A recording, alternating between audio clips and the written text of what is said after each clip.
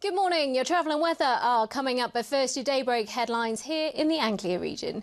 Detectives are expected to name 2 people who apparently committed suicide using poisonous chemicals.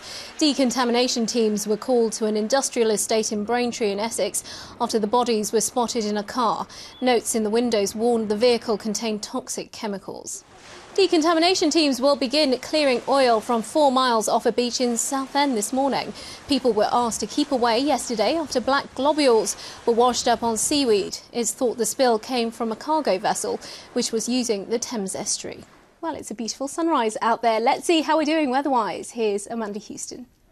6 years on and the Red Lion, which is under new management, say they will show World Cup games this time round. But they say they're not expecting a repetition of those ugly scenes in 2004. It can be accessed almost anywhere and has given us new ways to socialise, shop and work. But for 9 million of us, using the internet is a terrifying prospect. As many as 1 in 6 of us have never used the internet across our region. That could be more than 750,000 adults. They tend to be those earning less than £11,000 a year or over the age of 65. As the internet grows, those offline could find themselves missing out on opportunities or ways to save money. Tickets for some airlines can only be booked online, and cheaper tickets for other modes of transport are sometimes only offered on the web. Some banks and shops are entirely web-based, sometimes offering better deals than their high street competitors. And did you know you can't run in the London Marathon unless you've entered into the online ballot? Well, we know now that Mr. Boone was a convicted paedophile, and so for police, his past is a natural line of inquiry. In the last hour, they've told us that because of the nature of his convictions, they'd be foolish not to look into the possibility that he was killed in a revenge attack.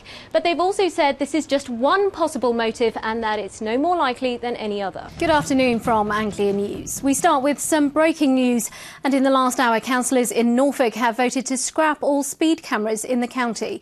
Because revenue collected goes directly to the government, the scheme will save Norfolk almost £1 million a year. But critics argue that cameras have cut road deaths by around 50%. The decision now needs ratifying by the council's cabinet. And don't forget to join us for Anglia Tonight at 6 when we'll have more on that story. It's been reported that an Essex woman who died in an apparent chemical suicide pact had posted an internet plea to find a suicide partner. The bodies of Joanne Lee and Steve Lum were found in Braintree on Monday. Well, Lorna Ramsey joins us now. Lorna. Yes, I'm standing at the War Memorial here in Great Yarmouth, where just an hour ago I spoke to the mother of Regimental Sergeant Major Darren Chant. He was one of 5 soldiers who was shot dead by an Afghani policeman on Tuesday. Darren Chant was married. He married only 3 months ago, and his wife is expecting their child in 3 months' time. I spoke to his mother, who told us how proud she is of her son and also how angry she is at the way he died.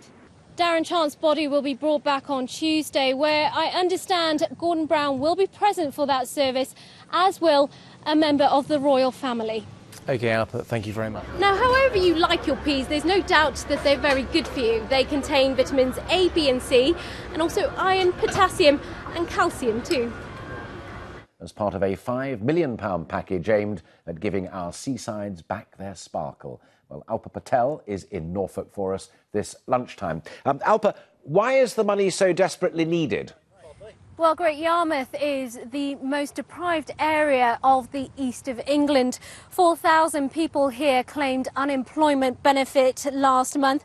And in the past few decades, the town has seen a real fall in tourism, as you can see from this beach. Not a single soul here.